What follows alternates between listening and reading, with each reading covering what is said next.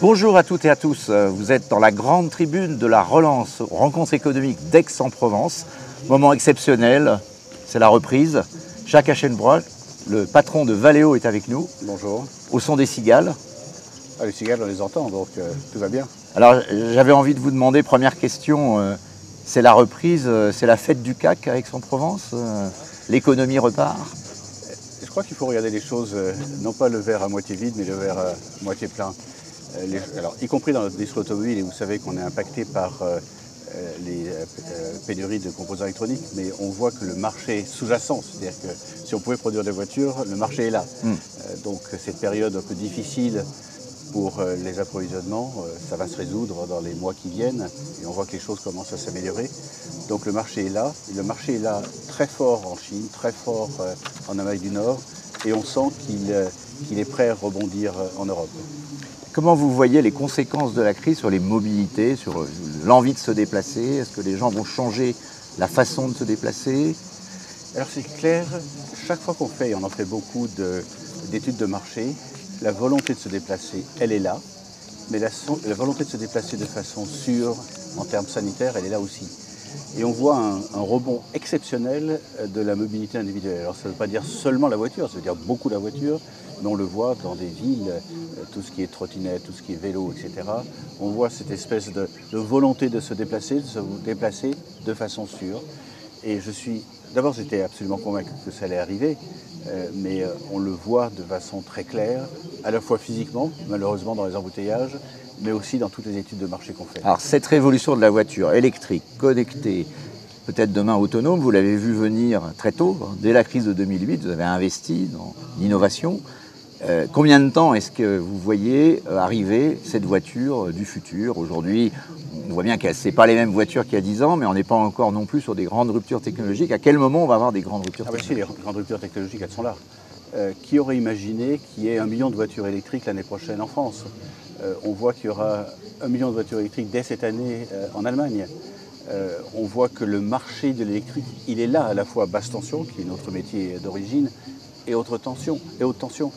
On voit de plus en plus de constructeurs, GM aux États-Unis l'a annoncé, mais on voit aussi que Renault, Peugeot viennent d'annoncer leur plan. Volkswagen, Fiat. BMW, Daimler annoncent des plans. Alors ils ne sont pas complètement stabilisés, 70%, 90% de véhicules purement électriques en 2030. Certains disent en 2035, il n'y aura plus de voitures avec des moteurs à combustion. Est-ce que c'est l'Europe? Est-ce que c'est électrique le monde? ou électrifié? Parce qu'on ne sait pas très bien s'ils y vont vraiment à fond sur l'électrique. Non, je crois qu'il ne faut plus avoir de doute maintenant. Ouais. C'est pour de vrai. Les technologies sont là. Chacun essaye d'avoir la meilleure voiture avec la plus grande autonomie possible, avec le moins de bruit, de vibration. Donc il y a une bataille technologique absolument exceptionnelle qui se met en place, des coûts qui sont en train de baisser. Donc je pense que c'est pour de vrai. Oui, mais pour les usages du quotidien, les infrastructures du quotidien, les bornes, notamment électriques, ne sont pas toutes là. Alors, vous touchez du coup un point extrêmement important. Les industriels ont fait leur métier. Ils sont arrivés avec des produits, on le voyait venir depuis plusieurs années. On en a parlé ensemble. Les 350 modèles différents électriques qui vont arriver dans les années qui viennent, ils sont là. Ils sont là et les consommateurs, vous et moi, on peut les essayer. Il faut des infrastructures. Il faut des infrastructures en termes de bornes de recharge, à la fois basse vitesse ou basse intensité, et puis des bornes ultra rapides. Ultra rapides. L'investissement ne vient pas assez vite, c'est vrai. Et il faut qu'il s'accélère. J'espère que ce ne sera pas un handicap. Il y a une prise de conscience réelle, pas seulement, mais principalement de l'État, mais pas seulement. Il faut que les industriels, les pétroliers, les grands magasins, les grandes surfaces, les parkings, les copropriétés, les individus, chacun chez soi. Donc il y a des investissements massifs qui sont en train de se mettre en place. Ils ne sont pas assez rapides, il faut que ça accélère. Mais finalement, c'est la poule et l'œuf. La poule est en train d'arriver. Les voitures électriques sont là. Il faut que l'œuf suive et que les infrastructures se mettent en place. Il ne faudrait pas que les uns et les autres ont finalement une bombardement à fragmentation dans les mains, que les voitures électriques soient là et qu'on ne puisse plus rouler avec parce que les infrastructures ne seraient pas là. Je ne crois pas que c'est ce qui arrivera, mais il faut une accélération des infrastructures, vous avez raison. Alors une des leçons de la crise, c'est la digitalisation, l'accélération de la digitalisation, et notamment dans la voiture, on a l'impression que c'est Tesla qui ramasse la mise. Les valorisations sont tout à fait spectaculaires, ils sont considérés comme une tech compagnie. Vous pensez que c'est une bulle Ou alors qu'est-ce que ça reflète et qu'est-ce que ça veut dire pour un groupe comme Valeo? Vous avez vous-même bénéficié de cette valorisation.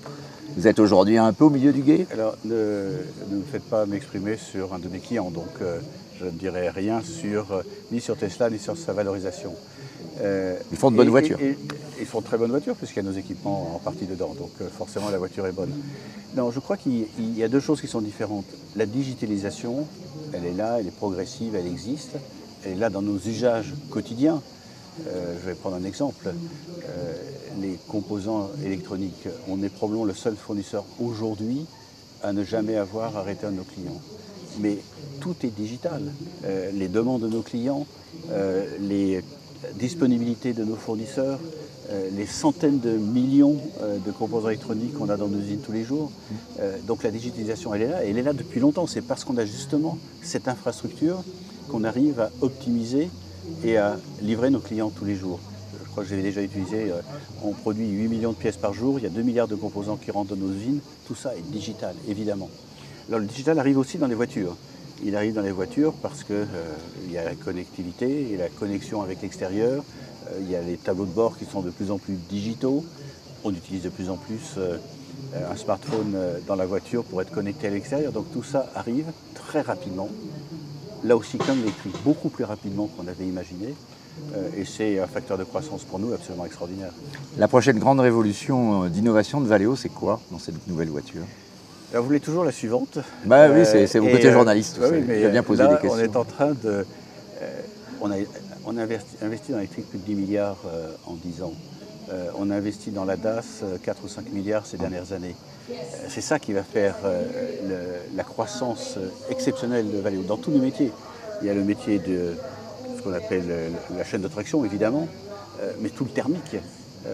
Un électron est utilisé une fois, soit pour déplacer la voiture, soit pour chauffer ou conditionner l'air de la voiture. Donc toute la thermique d'une voiture est en train d'être totalement révolutionnée. Toute l'assistance à la conduite qui va conduire étape par étape à la voiture autonome. Tout l'éclairage, vous voyez que toutes les voitures électriques, l'éclairage est très différent. Il y a beaucoup, la signature, c'est tout l'éclairage que vous avez à l'extérieur. En fait, on ne conduit pas une voiture, on pilote un smartphone sur roue. Oui, mais alors, si vous avez essayé une voiture électrique, c'est une vraie voiture. C'est pas une voiture tamponneuse qu'on avait quand on était enfant, qui était les seules voitures électriques qu'on avait et qu'on avait essayé toutes les voitures. J'ai essayé presque toutes. C'est de vraies voitures, très agréables à conduire, très silencieuses. Pareil, quand on a essayé, on ne revient jamais en arrière. Et ça, on le voit. C'est-à-dire, toutes les statistiques le montrent. Quand on est allé vers une voiture électrique, surtout quand il y avait le inside, on ne revient jamais en arrière. Et c'est pour ça que je vous disais, c'est pour de vrai. J'allais dire, le train est parti, mais l'orientation vers le véhicule électrique, il est parti. Vers de plus en plus d'assistance à la conduite, c'est parti. De plus en plus de connexion avec l'extérieur. Parce que vous voulez avoir le même genre de connexion dans la voiture qu'à l'extérieur, tout en faisant attention à la sécurité. Comme vous disiez, la prochaine innovation, ce sera la caméra à l'intérieur. La sécurité du conducteur et des passagers. La sécurité du conducteur et des passagers. On a nos premières commandes en Chine, en Europe, en Amérique du Nord. Donc la voiture pourrait prendre le contrôle si vous vous endormez, quelque chose comme ça? Non, elle vous réveillera si vous endormez. Elle vous réveillera? Surtout de manière à ce que vérifiez d'abord que vous n'êtes pas en train de regarder. Vous n'avez jamais regardé le téléphone portable en conduisant, moi non plus. Mais il paraît qu'il y en a un certain nombre qui le font. Il paraît que c'est interdit. Hein. Et on peut perdre son permis maintenant. Donc tout ça, il y aura de plus en plus de sécurité intérieure. Il y a chaque année malheureusement un certain nombre de décès d'enfants parce qu'ils sont oubliés, entre guillemets, dans leur voiture. Donc une révolution de la sécurité reste à faire quand même. Elle est progressive année après année, mais on s'est beaucoup occupé ces dernières années de la sécurité à l'extérieur de la voiture. Maintenant on commence de plus en plus à s'occuper de la sécurité à l'intérieur de la voiture. L'habitacle, la façon, la convivialité de l'habitacle, il y a de plus en plus d'éclairage dans la voiture, avec des couleurs qui sont des couleurs qui permettent de se sentir bien dans une voiture. Donc on voit que tous les métiers dans lesquels on a décidé d'investir sont incroyablement impactés et positivement impactés par toutes les révolutions qui sont en cours. Alors j'ai moi une dernière question sur, vous l'avez évoqué, les problématiques de souveraineté industrielle. Vous avez évoqué la pénurie de composants électroniques. Là, Emmanuel Macron vient d'inaugurer à Douai une usine à capitaux chinois, mais en France, de production de batteries. Est-ce que l'enjeu là, des prochaines années pour cette révolution de la mobilité électrique, c'est justement d'avoir une sorte de souveraineté, j'allais dire y compris écologique, d'un point de vue écologique, parce que si on importait toutes nos batteries par bateau, le bilan carbone n'est pas forcément le meilleur. Il y a deux sujets qui sont à la fois différents et complémentaires. Le premier sujet, c'est a-t-on les technologies pour faire face à toutes ces révolutions technologiques qui sont en cours? Et les a-t-on en Europe? La réponse est oui. Il n'y a pas une voiture aujourd'hui qui se fabrique dans le monde, une voiture électrique, sans un certain nombre de composants, en particulier de ST microélectronique ou d'Infineon. L'une est une société franco-italienne, l'autre est une société allemande, et qui sont nos partenaires. Donc on a les technologies. Après, il y a un autre sujet qui est la localisation, ce que vous appelez la souveraineté, la géopolitique. Il vaut mieux évidemment... Que la crise Covid dont la crise Covid a montré l'importance. Je ne crois pas que ce soit uniquement la crise Covid. On voit qu'il y a un certain nombre de tensions géopolitiques dans certaines parties du monde, y compris entre les États-Unis et la Chine. Entre la Chine et Taïwan, entre les États-Unis et la Chine. Donc ça devient un enjeu clé. Quand même. La localisation dans différentes zones géographiques d'un certain nombre d'investissements est clé. Alors nous, par la nature de nos métiers, on a toujours été local pour local. On produit en Europe pour l'Europe, on produit en Chine pour la Chine. On a très peu de composants qui vont d'une partie de l'autre. Et la dimension... Mais par contre, on achète beaucoup de nos composants électroniques.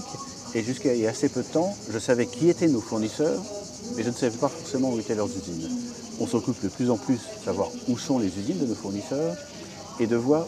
Parce que l'aspect écologique est un aspect important mais marginal par rapport à ça. Quand on regarde, on a fait un gros travail de l'impact écologique, de l'impact CO2 de Valeo. La partie transport de nos produits, que ce soit les nôtres ou ceux de nos fournisseurs, c'est 6% de l'ensemble des émissions de CO2. Donc c'est important, mais pas très important. Vous n'avez pas peur de la taxe carbone aux frontières? C'est un autre sujet, parce que là, c'est la compétitivité du site Europe global par rapport à l'étranger. Donc c'est un autre sujet. Mais évidemment qu'en tant que citoyen français, en tant que citoyen européen, je préfère qu'une partie importante de nos fournisseurs soit installée en Europe, bien sûr. Mais à condition qu'ils soient, dans leurs installations en Europe, très compétitifs, parce qu'on est dans un métier très compétitif sur la technologie, mais aussi sur les coûts. Donc il faut la technologie, la localisation, la compétitivité et l'impact carbone, il faut les quatre. Il faut les quatre. Merci beaucoup Jacques Aschelmont de nous avoir rejoints sur le plateau de la grande tribune de la relance. C'est la reprise, nous sommes à Aix-en-Provence. Merci beaucoup d'être venu et merci à Boréal de nous avoir aidé à monter et à produire cette émission. À bientôt. À bientôt, merci.